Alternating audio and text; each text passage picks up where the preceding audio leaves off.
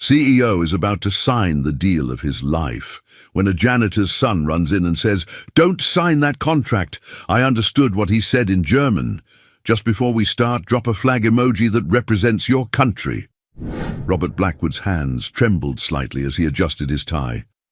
After 35 years of building Horizon Enterprises from nothing, today would cement his legacy.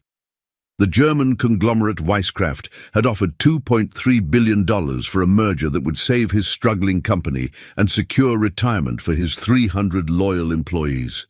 "Everyone's ready, sir," Margaret whispered, his executive assistant of 20 years gently touching his arm. "The Germans are waiting in the boardroom." Robert nodded, taking a deep breath. "This is it, Maggie.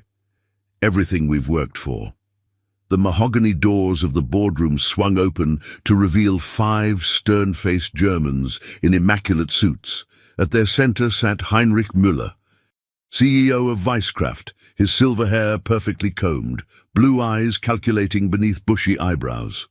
"Herr Blackwood," Heinrich rose, extending his hand. "Today is a good day, yes, for both our companies."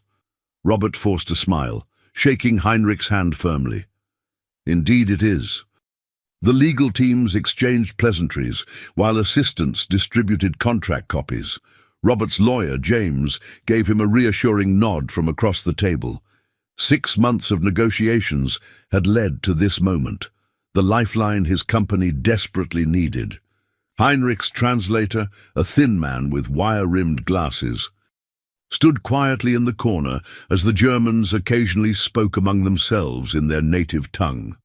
Robert caught fragments, Unterschrift, signature, and Vertrag, contract, from his college German classes. "If there are no questions," Heinrich said, uncapping an elegant fountain pen, "shall we proceed to signatures?" Robert reached for his own pen, heart pounding. The first signature would be his, followed by Heinrich's. One stroke of ink away from saving everything he'd built. The boardroom door burst open. A small girl with wild auburn curls and a gap-toothed smile stood in the doorway, her blue overalls smudged with crayon marks, 7 years old at most. Breathing heavily as if she'd been running. "Emily!" A man's panicked voice echoed from the hallway. "You can't go in there!" The girl, Emily, locked eyes with Robert. "Don't sign that paper," she shouted, her voice surprisingly commanding for such a small person. Chaos erupted. Margaret rushed toward the child. Heinrich barked something in German. Security appeared in the doorway behind a mortified-looking man in a grey maintenance uniform. "I'm so sorry, Mr. Blackwood," the man said, reaching for his daughter. "Emily, you know you're not supposed to leave the break room." "But Daddy!" the girl protested, dodging her father's grasp and running straight to Robert. "The men with the funny voices. I heard them talking when they walked past the janitor's closet." Robert stared down at the child, bewildered. "Young lady, this is a private meeting." "They're going to take your company and fire everyone," Emily declared, pointing at Heinrich. "He said so in German. He said once you sign, they'll own everything and can do whatever they want." The room fell silent. Heinrich's face remained impassive, but Robert noticed his translator's face had gone pale. "What an imagination," Heinrich finally said with a tight smile. "Children and their fantasies." The maintenance man finally caught his daughter's hand. "I'm so sorry, sir. My babysitter cancelled and—" Robert raised his hand, silencing the man. Something in the girl's earnest expression made him pause. "How do you know German, young lady?" "My mommy taught me before she went to heaven," Emily said, her chin lifting with pride. "She knew lots of languages." Robert looked from the girl to Heinrich, whose smile had hardened to granite. The fountain pen in Robert's hand suddenly felt heavier than before. "Perhaps," Robert said slowly, "we should take a short recess." "I need everyone to clear the room," Robert announced, his voice steady despite the tremor in his hands. "Everyone except Mr. Müller, his translator, and my legal counsel." Heinrich's face darkened. "This is highly irregular, Herr Blackwood." So is a 7-year-old girl making accusations about merger terms, Robert countered. 15 minutes, that's all I ask. The German executives exchanged glances before reluctantly filing out. Margaret gently guided the maintenance man and his daughter toward the door. But Robert called out, "The child stays." Emily's father looked alarmed. "Sir, I don't think—" "Just outside the door, please," Robert said, softening his tone. "I won't be long with her." When the room had emptied except for the 4 adults and Emily, Robert knelt to the girl's eye level. "Emily, is it? I'm Robert." "What exactly did you hear these gentlemen say?" Emily twisted a curl around her finger. "The tall one with white hair said, sobald unterschreibt, werden wir die Firma ausschlachten und die Hälfte der Mitarbeiter entlassen." The translator flinched visibly. Heinrich remained stone-faced. "And what does that mean?" Robert asked gently. "It means, once he signs, we'll gut the company and fire half the employees," Emily translated, her pronunciation flawless despite her missing front tooth. Robert slowly rose to his feet, turning to Heinrich. "Is this true?" Heinrich scoffed. "You would take the word of a child, a janitor's daughter playing games." "Oh, Jude, she seems to know German quite well," Robert observed. "James, the section on workforce retention, could you review it again?" James, Robert's attorney, flipped through the contract pages with newfound urgency. After a tense minute, he looked up. "It's ambiguous. The English translation guarantees positions for senior management, but the binding German version uses language that could be interpreted as allowing significant workforce optimization immediately post-merger." "A standard clause," Heinrich dismissed. "Legal formality only." "Then you won't mind clarifying it," Robert replied, ice in his voice. "And explaining why your private conversations contradict your public assurances." Heinrich's smile vanished. "I think we're done here." He barked something in rapid German to his translator, who began gathering their documents. Robert turned to Emily, who was watching with wide eyes. "Thank you, young lady. You may have just saved 300 jobs." As Heinrich stormed toward the door, he paused beside Emily. "Clever little girl," he muttered. "Too clever for your own good." Something in his tone made Robert step protectively toward Emily, but Heinrich was already gone, his footsteps echoing down the hallway. What had begun as the most important day of Robert's career had transformed into something far more complicated and potentially dangerous. Emily's father, who introduced himself as Frank Wilson, couldn't stop apologizing. "I never imagined she'd burst in like that. My wife was a linguistics professor before she passed last year." Emily picked up languages like breathing. Robert waved away his concerns. "Your daughter may have saved my company from disaster. The question is, what do I do now?" The boardroom had emptied except for Robert, Margaret, James, and the Wilsons. Emily sat at the massive conference table, legs swinging, coloring on the back of a discarded meeting agenda.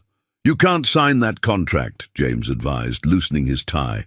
"But without this merger, we're still facing bankruptcy in 6 months." Margaret, who had been unusually quiet, cleared her throat. "What about Patricia Chen?" Robert frowned. "The venture capitalist? She turned us down 3 months ago." "Because she didn't trust Weiskraft's involvement," Margaret reminded him. "She said any deal with Heinrich Müller would eventually turn toxic." Frank Wilson shifted uncomfortably.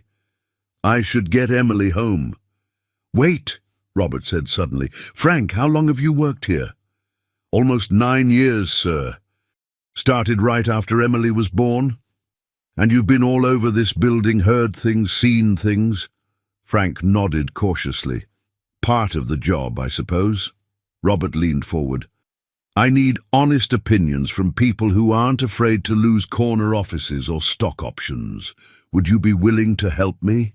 Before Frank could answer, Emily piped up. "The man with white hair was talking on his phone in the bathroom yesterday. He said something about patents." All eyes turned to her. What about patents, sweetheart? Robert asked. He said your special medicine patents were the real prize, Emily replied, not looking up from her coloring. The rest was. She frowned, searching for the translation. Scrap metal, James paled. The cancer drug research, that's what they're after. The rest is just a smoke screen, Robert finished, his mind racing. 3 decades of work, hundreds of careers, all reduced to a patent grab. His phone buzzed, a text from an unknown number. You're making a mistake. Some deals can't be walked away from. Reconsider. Robert showed the message to James, whose expression grew grave. They're not going to just walk away, Robert. Neither am I, Robert said, a plan forming. Margaret, cancel my appointments for the week. James, get me everything on Vicecraft's recent acquisitions. And Frank. He turned to the maintenance man. How would you feel about a temporary promotion? Frank blinked in surprise. Sir, I need someone I can trust, someone invisible to the corporate world, someone with a very special consultant who speaks German. Emily looked up from her drawing, eyes bright with excitement. Robert smiled at them both. How would you two like to help me save Horizon Enterprises? Patricia Chen's office overlooked Central Park, 38 floors above Manhattan.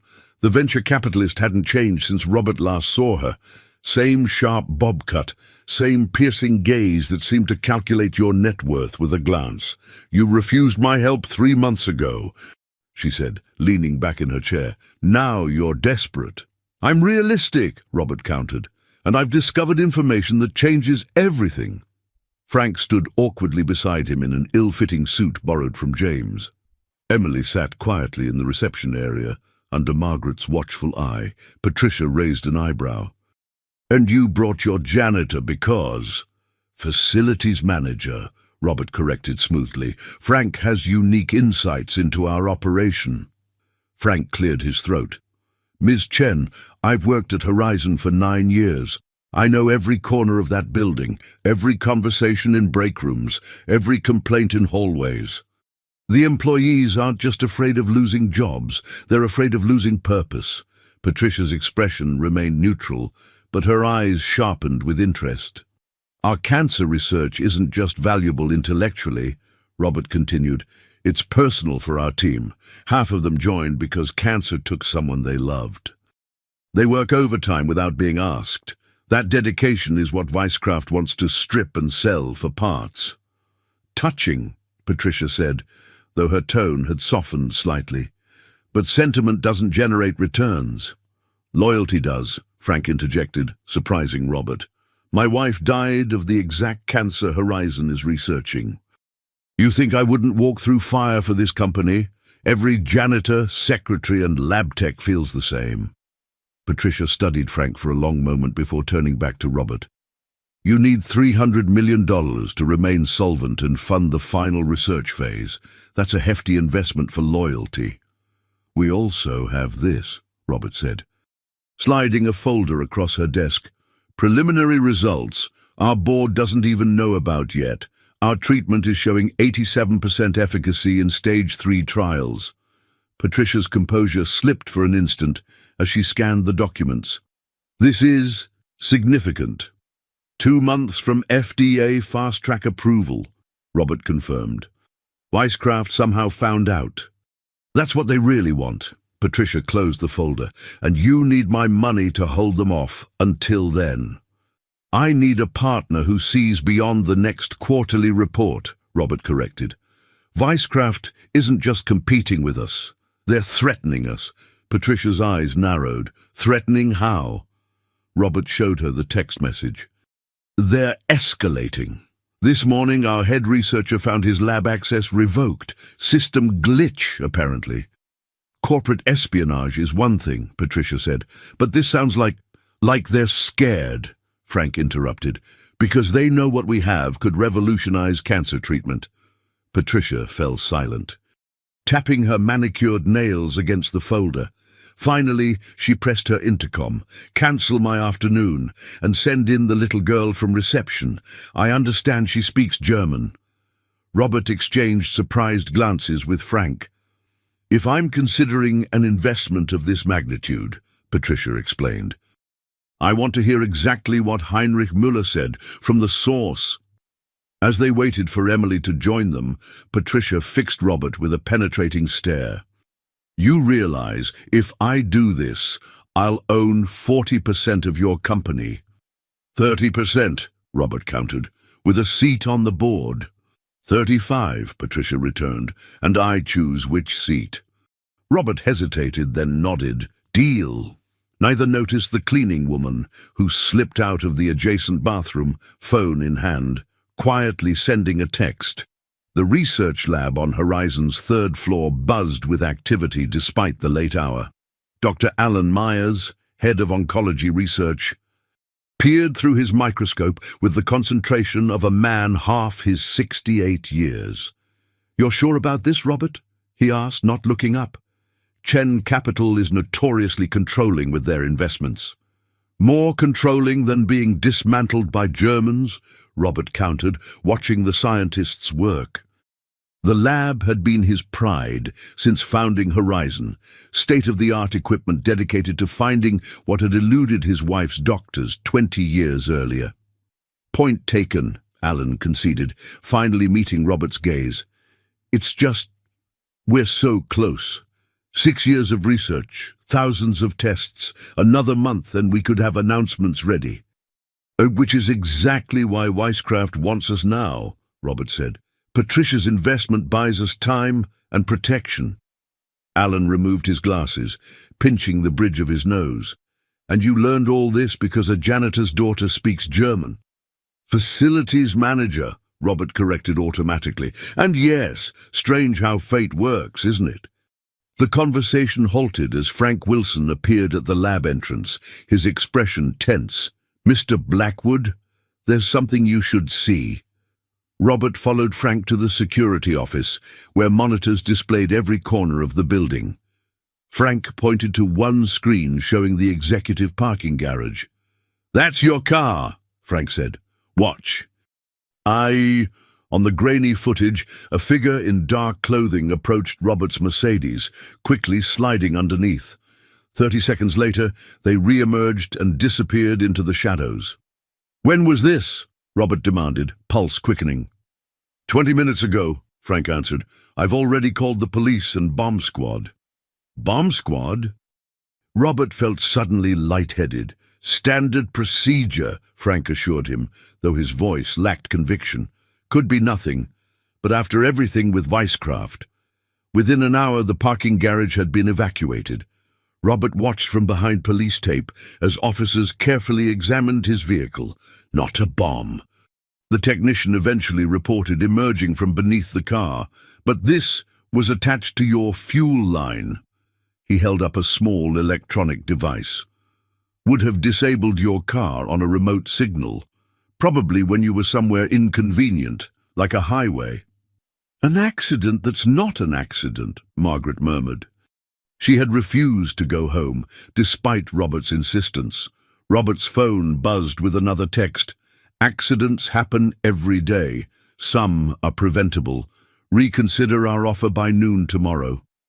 "That settles it," Robert said, showing them the message. "We're moving forward with Patricia. And we need security for everyone involved, especially Frank and Emily." As if summoned by her name, Frank's phone rang. The color drained from his face as he listened. "What is it?" Robert asked when Frank lowered the phone. "The neighbor watching Emily," Frank said, his voice hollow. "Someone tried to break into my apartment 15 minutes ago." "Emily's okay. They ran when the neighbor called out, but—" Robert placed a steadying hand on Frank's shoulder. "Get Emily. Both of you are staying at my place tonight. It has a security system and doorman." "This is insane," Frank protested weakly. "We're not family. We're not even—" "You're Horizon employees," Robert cut him off. "And Horizon protects its own." What had begun as a corporate takeover attempt had escalated into something far more sinister. As Robert stared at his compromised vehicle, he couldn't help wondering how far would Heinrich Müller go to get what he wanted. You're absolutely certain? Patricia Chen's voice was tense, even through the phone speaker. The police confirmed it, Robert replied, pacing the living room of his penthouse apartment. And the break-in at Frank's place happened simultaneously. It was past midnight. Frank and Emily had finally fallen asleep in his guest rooms after a chaotic evening of police reports and hurried packing. This changes things, Patricia said. Corporate strong-arm tactics are one thing. Endangering lives is another. Are you backing out? Robert felt a stab of panic. The opposite, Patricia replied, surprising him. I'm expediting the investment. The funds will be in your account by morning. But we need to move your research to secure facilities immediately. Robert sank onto his sofa, relief washing over him. Thank you, Patricia. Don't thank me yet, she cautioned. This is no longer just business. Müller must have informants inside Horizon to coordinate those attacks. Trust no one until we identify them. After ending the call, Robert walked to the guest room where Emily slept. The door was ajar, and he could see her small form beneath the covers, auburn curls splayed across the pillow. An unexpected protective instinct surged through him. A soft voice startled him. She finally stopped asking questions long enough to fall asleep. Frank stood in the hallway, looking exhausted in borrowed pajamas. She's remarkable, Robert said quietly. Reminds me of my daughter at that age. Frank's eyebrows rose. I didn't know you had children. Had, Robert corrected, a familiar ache in his chest. Caroline would be 32 now. She and her mother died in a car accident when she was 8. I'm sorry, Frank said simply. Emily lost her mother to cancer last year. Some days are harder than others. Robert nodded, understanding the unspoken weight of single parenthood. Your daughter saved 300 jobs today, possibly lives. I won't forget that. She's all I have, Frank said, his voice cracking slightly. If anything happened to her because of this... It won't, Robert assured him, with more confidence than he felt. We'll figure this out together. His phone vibrated again.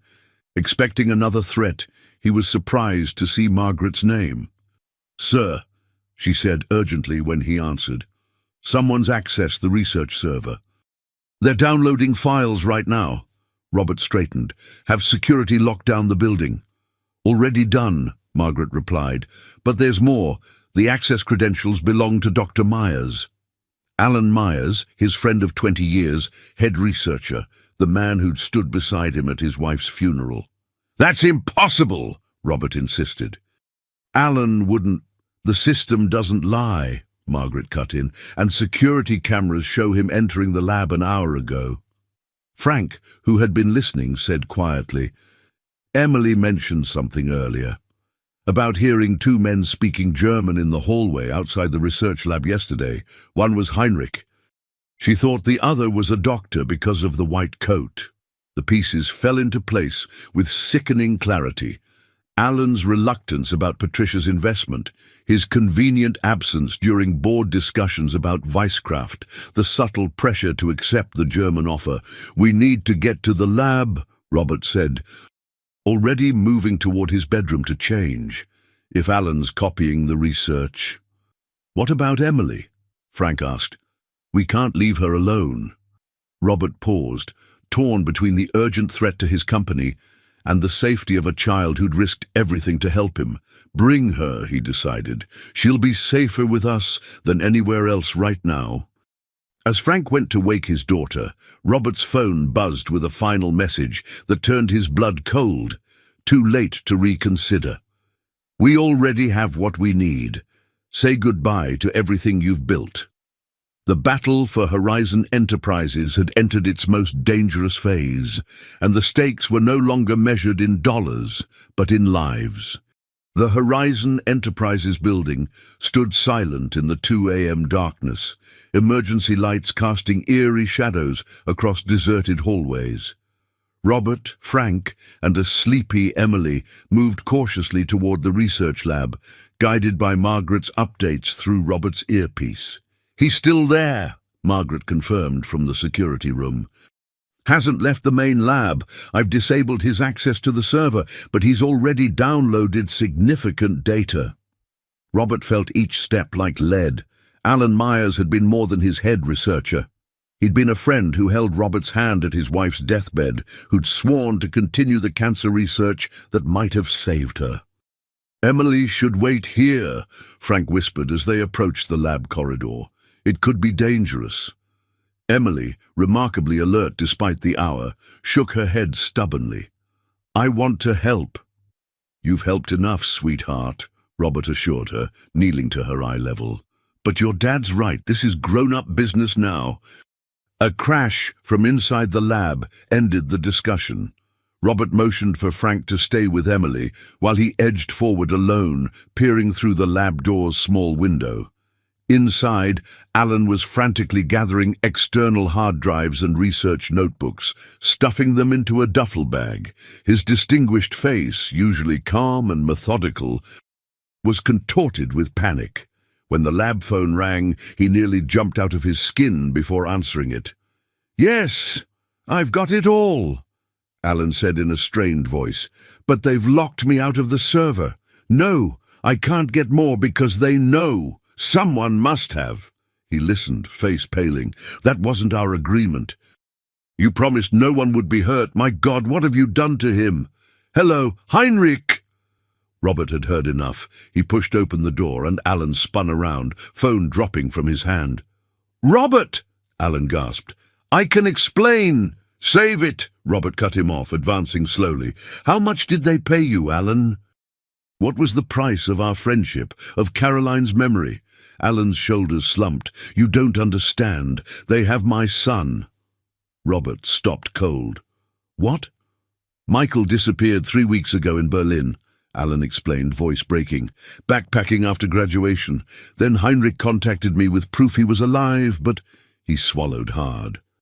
"They said they'd kill him if I didn't help them acquire Horizon's research." Robert's mind reeled. Michael Myers. He'd watched the boy grow up, sent him birthday cards, attended his high school graduation. "Why didn't you come to me?" "They were monitoring everything, calls, emails, said they'd know if I told anyone." Alan gestured helplessly at the bag. "I thought if I just gave them what they wanted, they'd let him go. But now—" He looked at the dropped phone with horror. "I think they're going to kill him anyway." Before Robert could respond, Frank burst in with Emily in tow. "Someone's coming!" Security camera showed 4 men entering the building. "They've disabled the front desk guard." Robert's pulse quickened. "Weisscraft's cleanup crew. They're eliminating loose ends." Alan paled further. "Including me." "And us, if they find us here," Robert realized. "We need to move, now." "Where?" Frank demanded, clutching Emily close. "If they've disabled security—" "The sub-basement," Alan said suddenly. "The old storage area behind the backup generators. It's not on current building plans." "Lead the way," Robert ordered, grabbing the duffel bag from Alan. "And Alan, if you're playing us—" "My son's life is at stake," Alan replied, eyes haunted.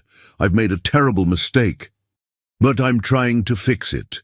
As they hurried from the lab, Emily tugged at her father's sleeve. "Daddy, the bad men are speaking on radios. I can hear them." Everyone froze, listening. From somewhere in the building came the faint crackle of communication devices and the unmistakable cadence of German commands.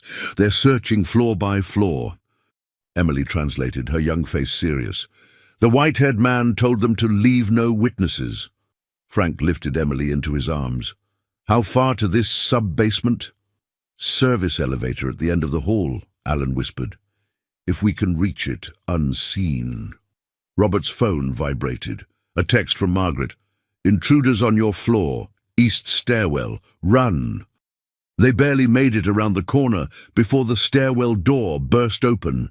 Heavy footsteps echoed behind them as they raced toward the service elevator, Frank carrying Emily, Robert supporting Alan, who struggled to keep pace. Inside the elevator, Alan punched the sub-basement button repeatedly while Robert forced the doors closed, just as flashlight beams swept around the corner. The descent seemed eternal, their ragged breathing the only sound. Emily buried her face in her father's shoulder, and Robert was struck by how quickly this child had become central to their survival. "What exactly is your research?" Frank asked Alan as they descended. "Why would someone kidnap your son and try to kill us for it?" Alan and Robert exchanged glances. "It's not just cancer treatment," Robert admitted. "It's a breakthrough delivery method for genetic therapies. Cancer is just the beginning. The applications could revolutionize medicine for dozens of currently untreatable conditions. Worth billions in the right hands," Alan added grimly, "or much more in the wrong ones." The elevator shuddered to a stop. When the doors opened, they faced absolute darkness. "Perfect hiding spot," Frank muttered. "We can't see a thing." Alan fumbled in his pocket, producing a small flashlight. "This way, stay close." As they navigated through dusty corridors filled with forgotten equipment, Emily suddenly stopped walking. "Someone's already down here," she whispered. The adults froze, straining to hear. "I don't hear anything," Frank said uncertainly. "There," Emily insisted, pointing ahead into the darkness beyond Alan's flashlight beam. "Someone's breathing." Alan cautiously directed the light where she pointed. The beam illuminated a slumped figure chained to a pipe, a young man with Alan's nose and jawline, face bruised and bloody. "Michael!" Alan cried, rushing forward. Robert caught his arm. "Wait." It could be a trap, but Alan broke free, running to his son. "Michael, can you hear me?" The young man's eyes fluttered open. "Dad?" he croaked, voice barely audible.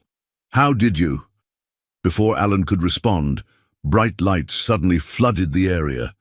Standing at the entrance to the storage room was Heinrich Müller, flanked by 4 armed men.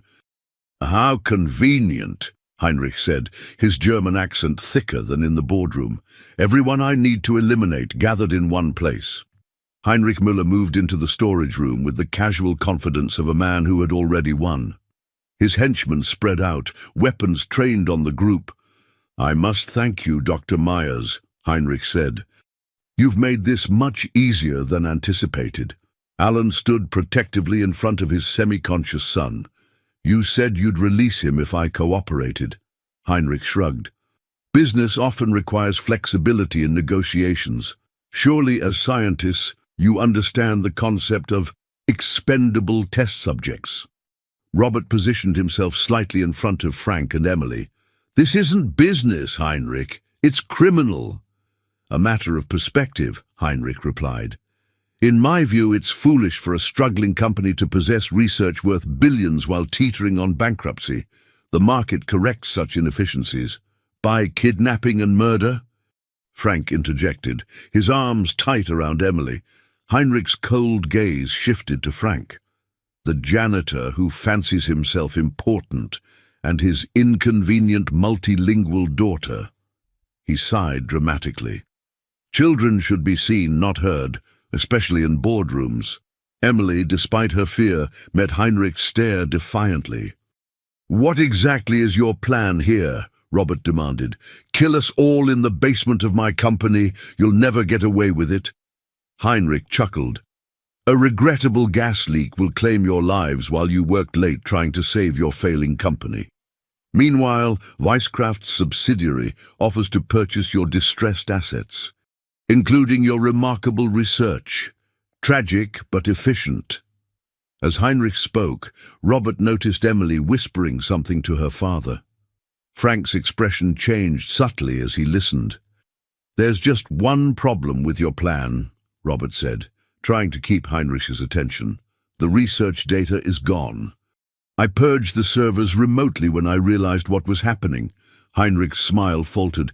"Then we'll take what Dr. Myers has already copied." "Not enough for what you need," Alan spoke up, seeming to catch on to Robert's bluff. "The complete genomic sequencing data wasn't included in that download." Heinrich's expression hardened. "Then you will provide the missing information." "That would require me to live," Alan pointed out. Behind Heinrich, Robert noticed one of the guards shifting position, eyeing the duffel bag of research materials on the floor nearby. Emily tugged at her father's sleeve again, whispering more urgently. Frank's eyes widened. "Your guards are discussing something interesting," Frank said suddenly. Heinrich didn't bother looking back. "My men speak only when instructed." "They've been talking in German this whole time," Frank continued. "My daughter says they're arguing about whether to kill you too." For the first time, uncertainty flickered across Heinrich's face.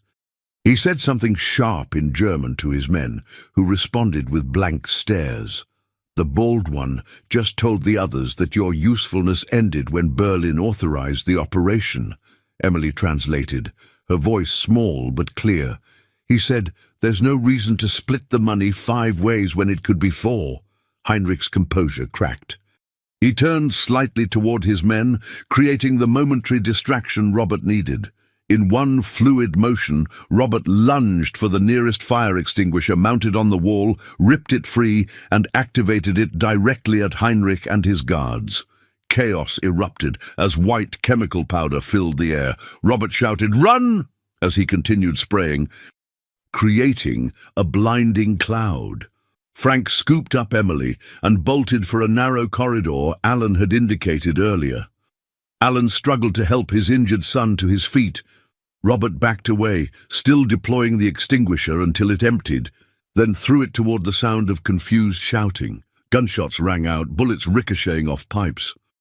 Robert turned and ran, catching up to Alan and helping support Michael's weight as they stumbled down the dimly lit passage. "There's a maintenance exit that leads to the loading dock," Alan gasped as they ran. "If we can reach it." They rounded a corner to find Frank and Emily waiting by a heavy metal door marked "Emergency Exit Only." "It's alarmed," Frank warned. "That might work in our favor," Robert replied. "Once we trigger it, we'll have seconds before they reach us. We make straight for my car in the executive lot." "Your car was tampered with, remember," Frank reminded him. "Backup key in my office opens my wife's old Volvo," Robert explained. "Still in the garage. Hasn't been driven in years, but it should start." Alan adjusted his grip on his semi-conscious son. "Ready when you are." Robert nodded at Frank. "On 3. 1, 2. The door burst open before Frank could touch it. Standing in the doorway was Margaret, breathing hard, a security access card in her hand. "Margaret!" Robert gasped.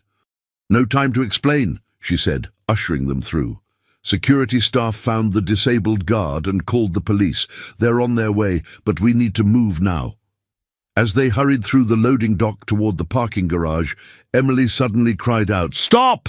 Everyone halted instinctively. A second later, a shot rang out, the bullet embedding itself in a concrete pillar inches from where Robert would have been.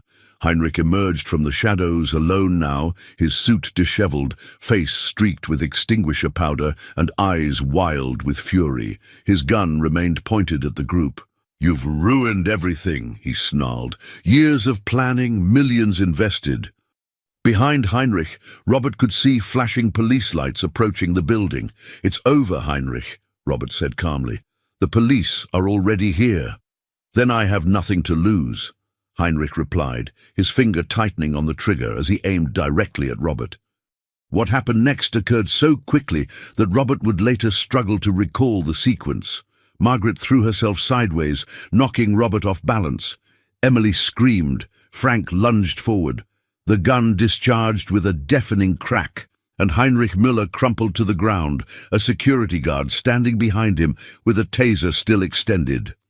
"Mr. Blackwood!" the guard exclaimed. "Are you all right, sir?" Robert nodded numbly, helping Margaret to her feet. "Everyone okay?" Frank was holding Emily tightly, both shaken but unharmed. Alan was supporting Michael, who appeared more alert now, staring at Heinrich's unconscious form. "He was going to kill us all," Michael said hoarsely. "Just like he killed my friends in Berlin when they accidentally saw his real business." "What real business?" Robert asked. Michael's haunted eyes met his. "Weisscraft isn't just a technology conglomerate. They're developing biological weapons using modified gene therapy techniques.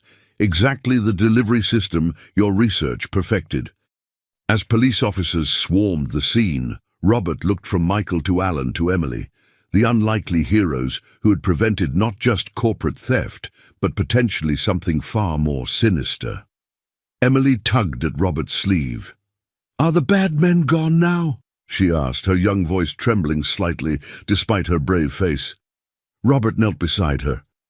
"Yes, sweetheart, thanks to you they are." But as he watched Heinrich being handcuffed and led away, Robert couldn't shake the feeling that this wasn't truly over, that somewhere powerful people were already planning their next move. Robert stared out his office window at the Manhattan skyline, the morning sun gilding the glass towers. 48 hours had passed since the confrontation with Heinrich Müller. The immediate danger had passed, but the ripples continued to spread outward. "The German authorities have frozen Weisskraft's assets pending investigation," James reported, setting a thick folder on Robert's desk. "Interpol is involved now, given the international nature of the crimes." "And Heinrich?" Robert asked. "Denied bail. The evidence from Michael Myers and the recovered communications on Heinrich's phone provide enough to hold him." James adjusted his glasses. "Though his lawyers are already claiming he was a scapegoat for others higher up." Robert nodded, unsurprised. "And how is Michael doing?" "Recovering at Manhattan General. Physical injuries will heal faster than the psychological ones, I expect." James hesitated. "There's something else you should know. The FBI wants to talk to you about implementing extraordinary protection measures for your research. If what Michael says is true about biological weapons applications, it would explain the extreme methods," Robert finished, rubbing his temples. 24 hours without sleep was catching up with him. A soft knock interrupted them. Margaret entered, looking nearly as exhausted as Robert felt. "Patricia Chen is on line 1, she announced. "And Frank Wilson is here with his daughter." Robert straightened in his chair. "Send Frank in. Tell Patricia I'll call her back." When Margaret closed the door, James leaned forward. "Are you sure bringing Frank deeper into this is wise? He's a maintenance worker, Robert. He's a single father who risked everything to help save this company." Robert corrected firmly. "And his daughter is the reason we're all still here." James looked like he wanted to argue, but simply nodded and gathered his papers as Frank and Emily entered. Emily looked different today. Less the frightened child from the storage room confrontation and more a curious 7-year-old. Wide-eyed at being in the CEO's office, she wore a yellow sundress and clutched a dog-eared book of German fairy tales.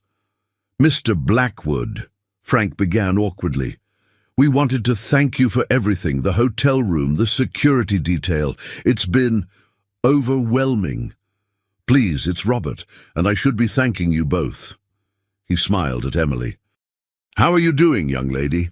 Emily considered the question with endearing seriousness. "I had a nightmare about the man with white hair," she admitted. "But Daddy said he can't hurt us now." "Your father's right," Robert assured her. "Would you like to see something cool while your dad and I talk?" "Margaret has a special computer that can make 3D models of molecules." Emily's eyes lit up, and after Frank's approving nod, Margaret led her out to the executive assistant's desk, visible through the glass wall. Once alone with Frank, Robert's expression grew serious. "The FBI believes Heinrich's organization might retaliate against key witnesses. They've recommended protective custody for you and Emily." Frank paled. "For how long?" "Until the trial. Possibly longer." Robert walked to his window, watching Emily outside as she marveled at Margaret's computer display. "I know it's disruptive, but Emily's testimony, connecting Heinrich to the kidnapping and murder conspiracy, is crucial." Frank ran a hand through his hair. "We can't just disappear, Robert. Emily's already lost so much stability. Her school, our apartment." "I understand completely," Robert said, turning back to face him. "That's why I have an alternative proposal." He retrieved a folder from his desk and handed it to Frank. Horizon Enterprises has a research facility in Colorado Springs. Mountain air, excellent security, top-rated elementary schools. We need someone to oversee facilities management there. Frank opened the folder to find employment papers, housing information, and school enrollment forms. I don't know what to say. Say yes, Robert urged. The salary's triple what you make now, plus relocation expenses and a company house on a protected compound. Most importantly, you and Emily would be safe while still maintaining a normal life. Frank studied the papers, visibly overwhelmed. This feels like charity. It's business, Robert countered. I need someone I can trust implicitly at that facility. Someone who sees details others miss. Someone who's proven their loyalty and quick thinking under pressure. He smiled slightly. The fact that his daughter speaks 5 languages is just a bonus. 4 languages, Frank corrected automatically, and she's only fluent in German and Spanish. The Mandarin and French are still elementary. Even more impressive, Robert said sincerely. Frank, I lost my family years ago. In the decades since, I built Horizon thinking success would fill that void. It never did. What nearly happened this week has shown me what truly matters. Not mergers or stock prices, but people. The lives we touch, the differences we make. Through the glass, they could see Emily giggling as Margaret showed her something on the computer. Your wife taught languages? Robert asked. Frank nodded, a sad smile touching his lips. Professor of Germanic and Romance languages at Columbia. She would have been so proud to see Emily use her German to help people. She'd also want her daughter safe, Robert pointed out gently. Frank took a deep breath. When would we leave? Corporate jet can have you there this evening. Everything you need will be provided until your apartment can be packed up. And what about you? Frank asked. Aren't you at risk too? Robert smiled grimly. I'll be joining you in Colorado next week once Patricia's investment is finalized. The FBI thinks it best if Horizon's cancer research continues somewhere less accessible. Frank extended his hand. Then I guess we're going to Colorado. As they shook hands, Emily came bounding back into the office. Mr. Robert! Margaret showed me the cancer molecules your company is fixing. They look like tiny stars. Robert knelt to her level, suddenly emotional. That's exactly right, Emily. Like stars that lost their way. We're helping them shine correctly again. Emily beamed. My mom had stars that got lost. She said the doctors couldn't fix them in time. The simple clarity of the child's words struck Robert deeply. Your mom was a very smart woman, and I think she'd be very proud of you right now. I know, Emily said with complete certainty. She's watching me from heaven. She told me to be brave and help people when I can. Robert glanced up at Frank, who was blinking back tears. In that moment, a bond formed between them all, not employer and employee, not CEO and janitor, but 3 people connected by loss, courage, and an unexpected second chance. As security arrived to escort Frank and Emily to prepare for their departure, Robert turned back to the window, gazing at the city stretched below. For the first time in years, he felt something long dormant awakening within him, hope. His phone rang. Patricia Chen calling back. The future of Horizon Enterprises awaited his decision. But now that future seemed filled with purpose beyond profit margins and stock options. A future where a little girl with auburn curls might grow up in a world where cancer was no longer a death sentence. Robert answered the phone, ready to build that future. Colorado in autumn painted the research facility grounds in fiery reds and golds. 3 months had passed since the confrontation with Heinrich Müller, and Horizon's relocated research center hummed with renewed purpose. Robert walked the perimeter path with Frank, their breath visible in the crisp morning air. What had begun as a professional relationship had evolved into genuine friendship. Their daily walks now a routine both men valued. Emily's teacher says she's adjusting well. Frank reported as they rounded the meadow bordering the facility. Top of her class in everything except math. Robert smiled. Not surprising. How many second graders can serve as translators for international research teams? Emily had become something of a mascot for the facility, brightening the halls after school with her curious questions and irrepressible energy. Even the most serious scientists couldn't resist her charm. "She wanted me to invite you to dinner tonight," Frank said. "She's attempting spaghetti for the first time.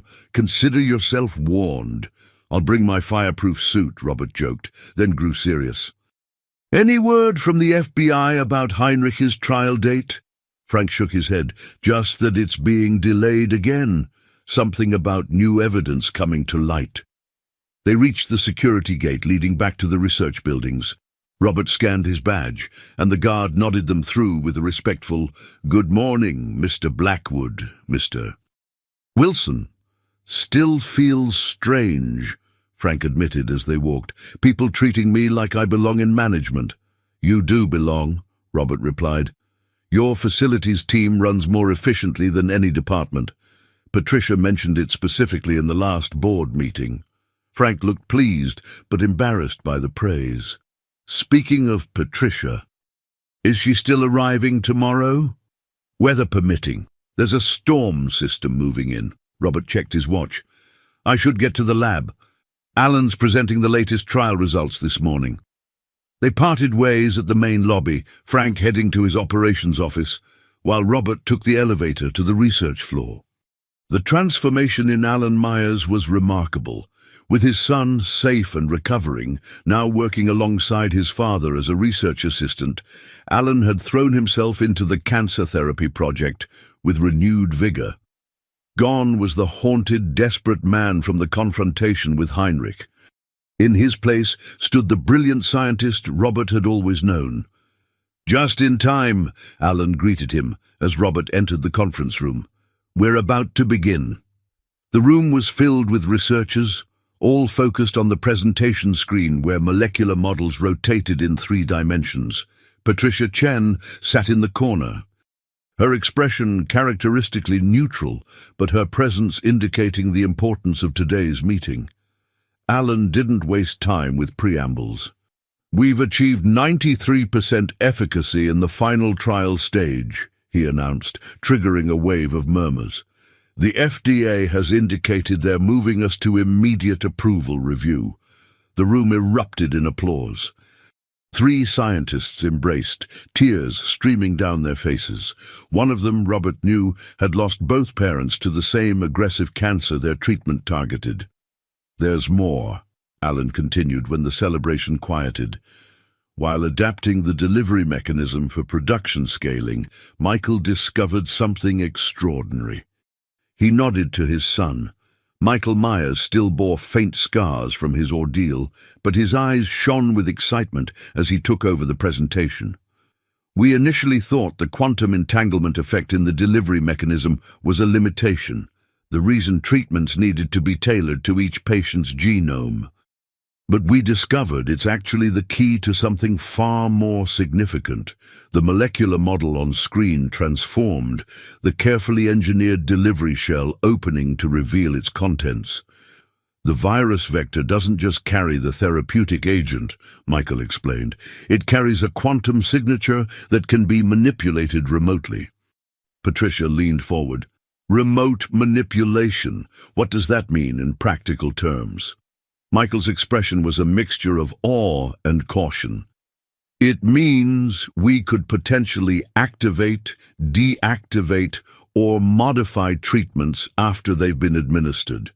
Change dosages without additional injections, adapt to mutations in real time." The implications hung in the air, heavy with both promise and concern. "Or weaponize it," Robert said quietly, "which is what Heinrich wanted all along." Alan nodded grimly. A delivery system that could be remotely triggered would be the holy grail of biological warfare. Dormant agents that could be activated or deactivated with a signal. The room fell silent as the full weight of their discovery sank in. "This changes everything," Patricia finally said. "The security implications alone." "Which is why we've kept this discovery compartmentalized," Alan assured her. "Only the people in this room know." Robert's phone vibrated with a text message. He glanced down, expecting another update from security, but instead saw a message from Frank. "Need to see you immediately." Emily overheard something important. Robert excused himself, finding Frank and Emily waiting anxiously in the hallway outside the conference room. Emily's face was pale, her usual confidence replaced by evident fear. "Mr. Robert," she said without preamble. The cleaning lady was speaking German on her phone. Robert frowned, kneeling to her level. "People speak many languages, Emily. That doesn't mean—" "She said the quantum key has been confirmed," Emily interrupted, her German pronunciation perfect even in her distress. "And that extraction teams are in position." And Frank placed protective hands on his daughter's shoulders. She was hiding in the supply closet by the East Labs when she heard it. The woman didn't know she was there. "Who is this cleaning person?" Robert demanded, alarm rising. "New contractor," Frank replied. "Started last week, background check cleared, but—" Robert's security badge gave 3 short vibrations, the silent alarm protocol. He pulled out his phone to find messages from multiple staff. "Armed intruders on the perimeter. Security breach in progress. Lockdown initiated." Through the reinforced windows, Robert could see security personnel running toward the east wing. A distant alarm began to sound. "Get Emily to the safe room," Robert ordered Frank. "Now, I'll alert everyone in the conference room." As Frank hurried away with Emily, Robert turned back toward the conference room door, just as the lights throughout the facility flickered and died. Emergency lighting cast the hallway in an ominous red glow as the backup generators engaged. Robert yanked open the conference room door. "We have a security breach. Possible extraction team targeting the research. We need to—" The words died in his throat. The conference room was empty except for Patricia Chen, standing calmly in the center. A small device in her hand that didn't look like any phone Robert recognized. "Where is everyone?" Robert demanded, cold dread washing over him. "I asked for privacy to discuss next steps," Patricia said smoothly. "They're in the adjacent lab, reviewing data." Robert took an instinctive step backward. "Emily overheard one of your people. The quantum key has been confirmed. You're working with Heinrich." Patricia's serene expression didn't change. "Heinrich was a blunt instrument, useful for flushing out the research, but ultimately disposable. This whole thing, the investment, the protection, it was all to get close to the research," Robert realized, horror dawning. "Business is business, Robert," Patricia replied with a small shrug. "Horizon's cancer research is valuable, but the quantum delivery system, that's world-changing technology, worth far more than the pittance I invested." The alarm continued to wail as Robert backed toward the door. "You won't get away with this," Patricia smiled thinly. "I already have. My team is securing the research as we speak. The only question remaining is whether you'll be reasonable about this or force me to add your name to today's casualties." Robert's hand found the door handle behind him. "You underestimate my team, Patricia, and you've particularly underestimated one very special 7-year-old girl." Before Patricia could respond, Robert yanked the door open and ran. Chaos had consumed the research facility. Sprinklers drenched the hallways as Robert raced toward the east wing, alarms blaring overhead. Armed figures in tactical gear swept through intersecting corridors, their commands echoing in multiple languages. Robert ducked into a supply closet as 2 operatives passed, his heart hammering against his ribs. Patricia's betrayal burned like acid in his chest. All these months she'd been the puppet master, using Heinrich as a distraction while positioning herself to steal everything. His phone had no signal. They must be jamming communications. Without digital access, the facility's labyrinthine layout became a maze. Robert needed to reach the safe room where Frank would have taken Emily, but more urgently, he needed to secure or destroy the research data. The primary servers were in the central command hub, but Patricia would have those surrounded. Then Robert remembered. Alan had created a physical backup after the Heinrich incident, a failsafe stored somewhere only he knew. The storage closet's ventilation grate offered a possible path. Robert had learned every inch of this facility during construction, including the maintenance ducts large enough for emergency access. Removing the grate, he hoisted himself into the narrow passage. Crawling through dust and darkness, Robert followed the mental map of the building. Below, through periodic grates, he glimpsed Patricia's team methodically securing the facility, at least 20 operatives moving with military precision. This was no corporate espionage, it was a paramilitary operation. Near the biochemistry lab, he heard Alan's voice, raised in anger. Peering through a vent, Robert saw his friend surrounded by armed guards while Patricia looked on. "You made a critical mistake, Dr. Myers," Patricia was saying. "You should have secured your son more carefully after the Heinrich debacle." Alan's face contorted with fear. "What have you done with Michael?" Patricia checked her watch impatiently. "He's unharmed for now. Cooperate, and he stays that way. The quantum delivery system, Doctor. All your research, all the fail-safes you've undoubtedly built in. I want everything." "Even if I tell you everything, the delivery system has biometric safeguards," Alan replied, voice shaking. "It requires both Robert's and my authentication to access." Patricia smiled coldly. "Then we'll just have to find Robert, won't we?" Robert continued forward, forcing himself to ignore Alan's predicament for now. He needed to reach the backup first. After 15 agonizing minutes navigating the ventilation system, he emerged in the deserted cafeteria kitchen. From there, he slipped through service corridors toward the administrative wing where the safe room was located. The sound of a child's muffled sob stopped him in his tracks. Through a partially open door, Robert glimpsed Emily huddled beneath a desk, alone and terrified. "Emily," he whispered, quickly entering and closing the door behind him. Her tear-streaked face shot up. "Mr. Robert, they took Daddy!" Robert crouched beside her. "Are you hurt? What happened?" "We were going to the safe place," Emily explained between hiccuping sobs. "But the bad people found us. Daddy told me to run and hide while he led them away." Her small hands clutched Robert's sleeve. "They're going to hurt him like they hurt Dr. Michael." "No, they won't," Robert promised, though uncertainty gnawed at him. "Emily, I need your help. Did your dad ever mention a special backup Dr. Myers created? Something hidden?" Emily wiped her eyes, thinking hard. "Daddy said, Doctor. Myers was being extra careful. He put something important in the place where sad people go." Robert frowned. "Sad people. Where you go when you miss someone," Emily clarified, as if it were obvious. "Daddy takes me there when I miss Mommy." Realization dawned. The memorial garden, of course. The small remembrance space created for staff who'd lost loved ones to cancer.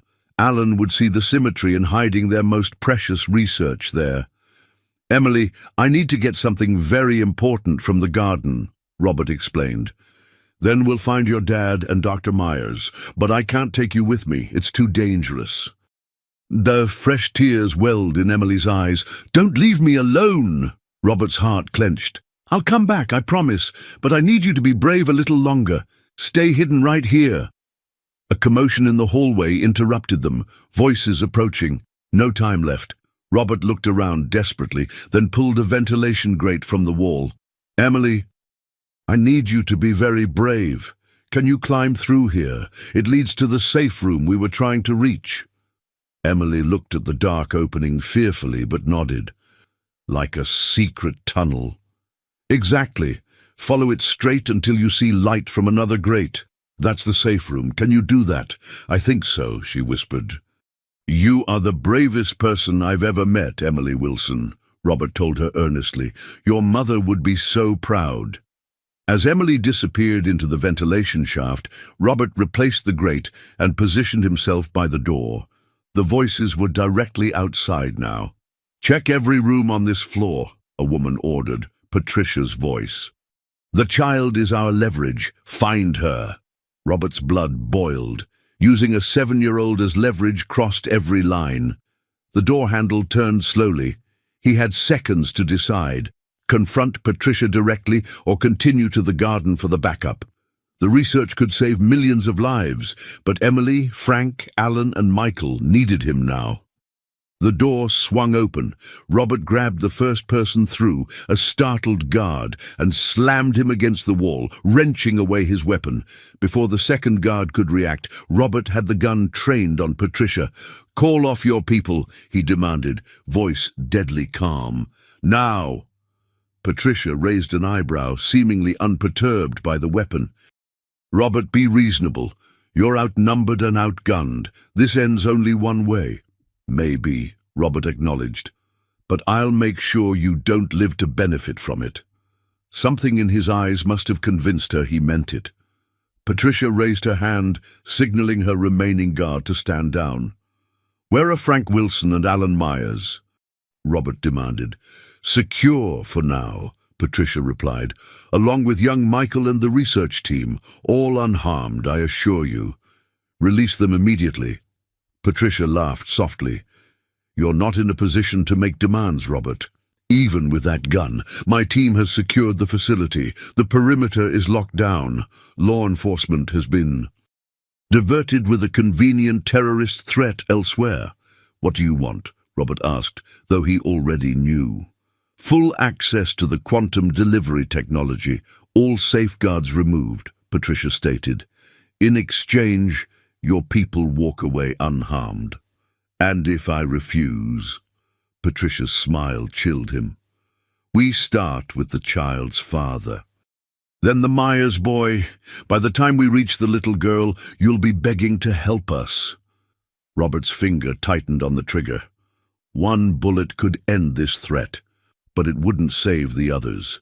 Patricia's team would still execute their orders. "If you're thinking of shooting me," Patricia added, as if reading his thoughts, "my people have deadman protocols. If I don't check in every 15 minutes, they begin eliminating hostages." A sudden commotion erupted in the hallway, shouts, then gunfire. Patricia's head turned toward the noise, and in that moment of distraction, Robert made his decision. He slammed the weapon into Patricia's temple, sending her crumpling to the floor. The remaining guard reached for his weapon, but froze at the sound of approaching footsteps. "FBI, drop your weapons!" Armed agents in tactical gear flooded the hallway. The guard wisely raised his hands in surrender. Agent Diana Foster, whom Robert recognized from the initial Heinrich investigation, approached with her weapon trained on Patricia's unconscious form. "Sorry we cut it so close, Mr. Blackwood," she said, not taking her eyes off Patricia. "Traffic was a nightmare." "How did you know?" Robert asked, relief making his knees weak. Agent Foster holstered her weapon as her team secured Patricia and the guard. "We've been monitoring Chen Capital since links to Weisscraft emerged during Heinrich's interrogation. When her private security force mobilized this morning, we followed. The others, Frank Wilson, Alan, and Michael Myers, being secured now," Foster assured him. "We're sweeping the building floor by floor." Robert sagged against the wall. "There's a child, Emily Wilson, in the ventilation system, headed for the safe room." Foster immediately dispatched agents to retrieve her. "Mr. Blackwood, we need to get you to a secure location. There may be additional hostiles we haven't contained." But Robert shook his head. "Not until I know everyone is safe." As if summoned by his words, Frank Wilson appeared at the end of the hallway, escorted by FBI agents. His face was bruised, a cut above his eye still bleeding, but he was moving under his own power. "Emily!" he called out, voice cracking with fear. "Where's Emily?" "She's safe," Robert assured him, moving to support his friend. Agents are bringing her from the safe room now. Frank gripped Robert's shoulder. They were going to use her to make me talk. If you hadn't, don't think about that now, Robert interrupted gently. It's over. But even as he spoke the reassuring words, Robert caught sight of Patricia Chen regaining consciousness, her eyes locking with his across the hallway. The cold calculation in them told him this was far from over. Some threats couldn't be eliminated with handcuffs and prison sentences. Some enemies were powerful enough to reach through bars and across oceans. As Emily came running down the hallway toward her father, Robert made a silent vow, whatever came next. He would protect this makeshift family that fate had brought together. The research that had nearly cost them their lives would continue, but with a new purpose, not just curing disease, but healing lives shattered by greed and power. Emily threw herself into her father's arms, and Robert watched their tearful reunion with a bittersweet pang.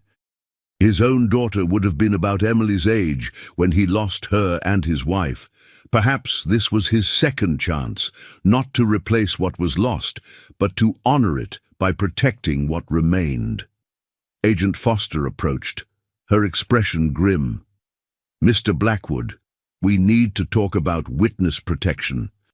1 year later, the Children's Cancer Ward at Horizon Memorial Hospital buzzed with excitement. Today marked the official opening ceremony, and Emily Wilson, now 8 years old and missing 2 more teeth, clutched the ceremonial scissors with determination. Ready? Robert asked, steadying her hands on the oversized scissors. Emily nodded solemnly. Ready, Uncle Robert? The assembled crowd cheered as Emily cut the ribbon stretched across the entrance. Cameras flashed, capturing the moment for posterity, the little girl whose courage had saved not just a company, but potentially millions of lives. Frank Wilson stood nearby, pride evident in his expression.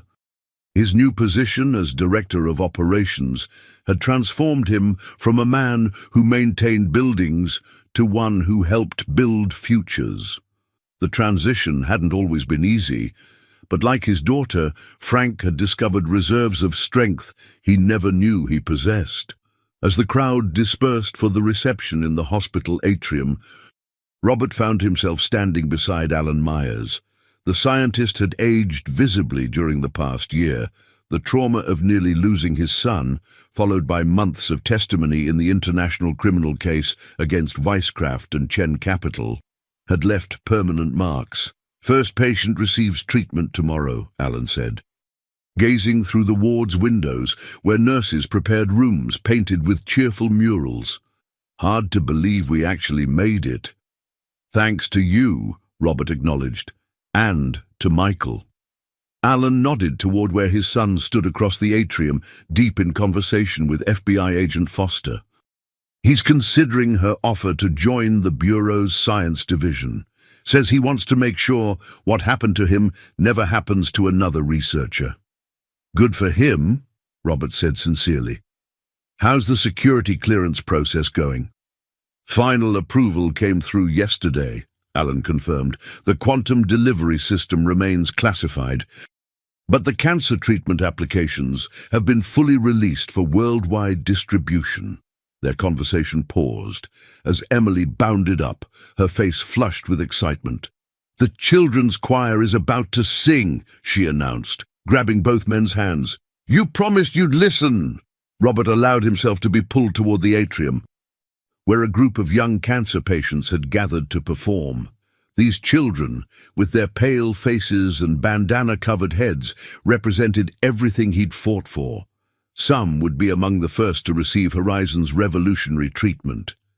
As the children began to sing, Robert felt a presence beside him. Margaret slipped her hand into his, a gesture that would have been unthinkable a year ago between CEO and executive assistant, but seemed perfectly natural now between two people who had faced death together.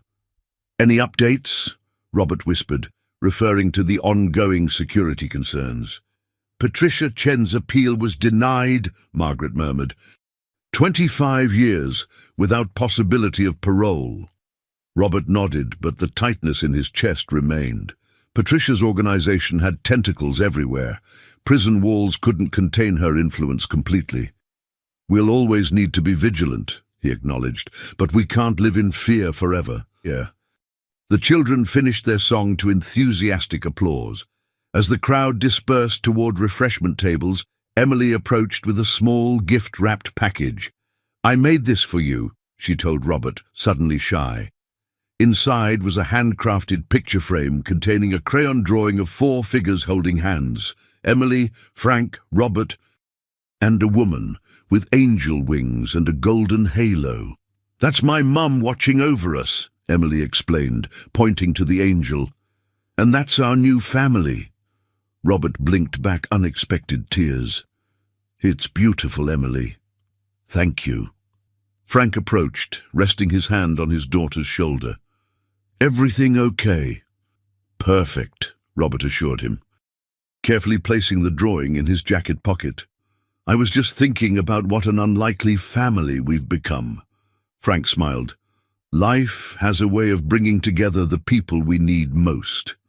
As evening fell, the celebration continued, but Robert slipped away to the hospital's rooftop garden. From there, he could see the lights of the city spreading below, each one representing a life that might someday be saved by what they'd accomplished. His phone vibrated with a notification. The FDA had officially approved Horizon's treatment for widespread use. By this time next year, what had once been a death sentence would become a manageable condition for thousands of patients. Robert thought of his wife and daughter, gone 2 decades now, but still driving everything he did. He thought of Elisa Wilson, Emily's mother, whose language lessons had inadvertently saved them all. He thought of the countless unnamed others whose lives had been cut short by the disease they were now conquering. "We did it," he whispered to the stars. "We really did it." The rooftop door opened and Emily peeked out. "Daddy says it's time for cake.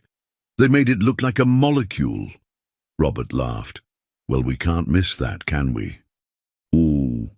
As Emily took his hand, leading him back toward the celebration, Robert reflected on how one small voice, one brave interruption, had changed everything. Not just for him, but for the world. Sometimes the most powerful words weren't complicated business jargon or scientific terminology, but simply a child's clear voice saying, "Don't sign that contract."